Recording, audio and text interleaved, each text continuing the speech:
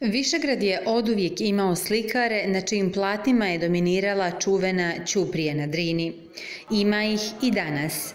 Umjetnik Slavko Tuševljak uz Višegradsku Ćupriju u svojim dijelima oživljava likove iz dijela Iva Andrića. Sama ljubav kreće od najranijih dana, još od osnovne srednje škole.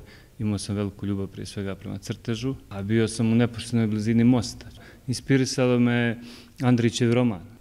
I svi ti likovi koje smo, jer knjiga na Drini Ćuprija je knjiga koja može više puta se iščitava i uvijek nešto novo pronađete, bili su me ti likovi inspirisali. Tako da je veliki dio mog likovnog opusa u ovih zadnjih već 20 godina se odnosi upravo na Ivu Andrića, na neke opisane likove koje smo zapravo morali da zamišljamo, jer nemamo njihove fotografije i veliki jedan ciklus slika i izložbi sam napravio upravo posvećena Andriću. Susretom autora i publike, zajedničkim doživljavanjem umjetničkih dijela, pokreće se talas unutrašnjeg sjećanja na iskonsko sa onim najvrijednijim u nama i našem nasljeđu.